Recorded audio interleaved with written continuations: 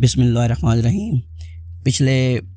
حصے میں ہم نے پڑھا تھا کعب بن اشرف جو بنو قینقاع سے جس کا تعلق تھا اور جس کی ماں کا تعلق بنو نذیر سے تھا،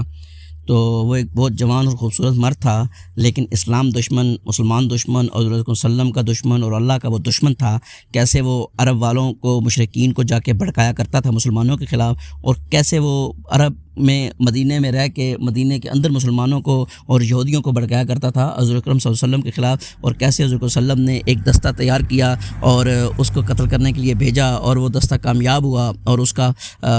قتل کرنے میں وہ کامیاب ہوئے اور واپس آئے، اور پھر اس طرح مدینے میں جو بنو نذیر اور قینقاع اور یہ جتنے قبیلے تھے یہ یہودیوں کے، وہ ساروں کے ایک سانپ سونگھ گیا، اور کچھ عرصے تک حضور صلی اللہ علیہ وسلم کو سکھ کا سانس آیا تھا کہ اندرونی معاملات تو اب ٹھیک ہو گئے ہیں، اب مدینے کے گرد و پیش کے جو حالات تھے ان سے نبٹنے کے لیے مسلمان کچھ عرصے کے لیے آزاد ہو گئے تھے، کیونکہ یہود نے اصل میں اندر جو قیامت برپا کر رکھی تھی کہ مسلمانوں کے، اوس کے اور خزرج کے اندر جو ہے نا وہ تفریق ڈالنے کی کوششوں میں سرگرداں رہتے تھے، روزانہ ایک نیا پروپیگنڈا کرتے تھے، لیکن اشرف بن کعب کے قتل کے بعد وہ بالکل ایک دم جو ہے نا وہ ریلیکس ہو گئے تھے، اور اس کے بعد علیہ وسلم بیرونی طاقتوں سے نپٹنے کے لیے آزاد ہو گئے تھے۔ ایک بڑی فوجی طلایہ گردی تھی جس کی تعداد 300 تھی، اس فوج کو لے کر رسول اللہ صلی اللہ علیہ وسلم ماہ ربیع الاخر 3 ہجری میں بحران نامی ایک علاقے کی طرف تشریف لے گئے جو غزوہ بحران کے نام سے مشہور ہے۔ یہ حجاز کے نام اندر فرح کے اطراف میں ایک معدنیاتی مقام ہے، اور ربیع الاخر اور جمادی الاولیٰ کے 2 مہینے وہیں قیام فرمایا۔ اس کے بعد مدینہ واپس تشریف لائے، کسی قسم کی لڑائی سے سابقہ پیش نہ آیا۔ زید بن حارثہ رضی اللہ تعالیٰ عنہ کا سریہ، جنگ اوس سے پہلے مسلمانوں کی یہ آخری اور کامیاب ترین مہم تھی جو جمادی الاخر 3 ہجری میں پیش آئی۔ واقعے کی تفصیل یہ ہے کہ قریش جنگ بدر کے بعد سے قلب و اضطراب میں مبتلا تھے، مگر جب گرمی کا موسم آ گیا اور ملک شام کی تجارت کا سفر کا وقت آن پہنچا تو انہیں ایک اور فکر دامن گیر ہو گئی۔ اس کی وضاحت اس سے ہوتی ہے کہ صفوان بن امیہ نے، جسے قریش کی ایک طرف سے اس سال ملک شام جانے والے تجارتی قافلے کا میر کارواں منتخب کیا گیا تھا، قریش سے کہا کہ محمد صلی اللہ علیہ وسلم اور اس کے ساتھیوں نے ہماری تجارتی شاہراہ ہمارے لیے پرصعوبت بنا دی ہے، سمجھ میں نہیں آتا کہ ہم اس کے ساتھیوں سے کیسے نمٹیں۔ وہ ساحل چھوڑ کر ہٹتے ہی نہیں، اور باشندگان ساحل نے ان سے مسالت کر لی ہے، عام لوگ بھی انہیں کے ساتھ ہو گئے ہیں۔ اب سمجھ میں نہیں آتا کہ ہم کون سا راستہ اختیار کریں، اور اگر ہم گھروں ہی میں بیٹھ رہے ہیں تو اپنا اصل مال بھی کھا جائیں گے، کچھ باقی نہ بچے گا، کیونکہ مکے میں ہماری زندگی کا واحد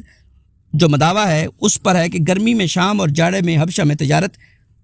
کرتے ہیں۔ صفوان کے اس سوال کے بعد اس موضوع پر غور و خوض شروع ہو گیا۔ آخر اسود بن عبد المطلب نے صفوان سے کہا، تم ساحل کا راستہ چھوڑ کر عراق کے راستے سفر کرو۔ واضح رہے کہ یہ راستہ بہت لمبا ہے، نجد سے ہو کر شام جاتا ہے اور مدینہ کے مشرق میں خاصے فاصلے سے گزرتا ہے۔ قریش اس راستے سے بالکل ناواقف تھے، اس لیے اسود بن عبد المطلب نے صفوان کو مشورہ دیا کہ وہ فرات بن حیان کو لے جو قبیلہ مکر بن وائل سے تعلق رکھتا تھا، راستہ بتانے کے لیے رہنمائی کرے گا، وہ اس سفر میں اس کی رہنمائی کر دے گا۔ اس انتظام کے بعد قریش کا کاروان صفوان بن امیہ کی قیادت میں نئے راستے سے روانہ ہوا، مگر اس کاروان اور اس کے سفر کے پورے منصوبے کی خبر مدینہ پہنچ چکی تھی۔ ہوا یہ کہ سلیط بن نعمان جو مسلمان ہو چکے تھے، نعیم بن مسعود کے ساتھ جو ابھی مسلمان نہیں ہوئے تھے، بعد نوشی کے ایک مجلس میں جمع ہوئے۔ یہ شراب کی حرمت سے پہلے کا واقعہ ہے۔ جب نعیم پر نشے کا غلبہ ہوا تو انہوں نے قافلے اور اس کے سفر کے پورے تفصیل بیان کر ڈالی۔ سلیط پوری برق رفتاری کے ساتھ نبی اکرم صلی اللہ علیہ وسلم کی خدمت میں حاضر ہوا اور ساری تفصیل کہہ سنائی۔ رسول اللہ صلی اللہ علیہ وسلم نے فوراً حملے کی تیاری کی اور 100 سواروں کا ایک رسالہ حضرت زید بن حارثہ رضی اللہ تعالیٰ عنہ کی کمان میں دے کر روانہ فرمایا۔ حضرت زید بن حارثہ رضی اللہ عنہ نے نہایت تیزی سے راستہ طے کیا، اور ابھی قریش کا قافلہ بالکل بے خبری کی عالم میں کردہ نامی ایک چشمے پر پڑاؤ ڈالنے کے لیے اتر رہا تھا کہ اسے جا لیا اور اچانک جلگار کر کے پورے قافلے پر قبضہ کر لیا۔ صفوان بن امیہ اور دیگر مخالفین کارواں کو بھاگنے کے سوا کوئی چارہ نہ تھا۔ مسلمانوں نے قافلے کے رہنما فرات بن حیان کو، اور کہا جاتا ہے کہ مزید 2 آدمیوں کو گرفتار کر لیا۔ ظروف اور چاندی کے بہت بڑی مقدار جو قافلے کے پاس تھی اور جس کا اندازہ 1 لاکھ درہم تھا، بطور غنیمت ہاتھ آئی۔ رسول اللہ صلی اللہ علیہ وسلم نے خمس نکال کر مال غنیمت رسالے کے افراد پر تقسیم کر دیا، اور فرات بن حیان نے نبی صلی اللہ علیہ وسلم کے دست مبارک پر اسلام قبول کر لیا۔ بدر کے بعد قریش کے لیے یہ سب سے علم انگیز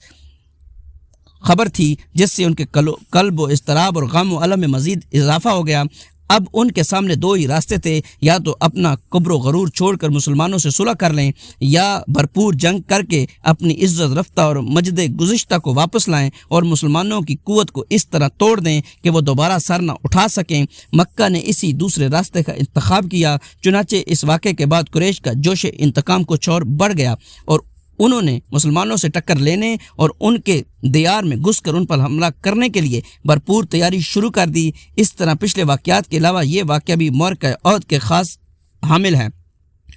ابھی اس کے بعد ہم اگلے حصے میں انشاءاللہ غزوہ احد کا ذکر کریں گے، جو شروع میں مسلمانوں کے لیے جیت کا باعث بنا، لیکن مسلمانوں کی تھوڑی سی جو ہے حکم عدولی حضرت صلی اللہ علیہ وسلم کی اور غفلت کی وجہ سے وہ جیتی ہوئی جنگ جو ہے وہ ہم ہار گئے، صرف مسلمانوں کے حضرت صلی اللہ علیہ وسلم کے حکم کو نہ ماننے کی وجہ سے۔ ورنہ غزوہ جیسے ہی یہ شروع ہوا، مسلمان غزوہ احد کی جنگ جو ہے وہ جیت چکے تھے۔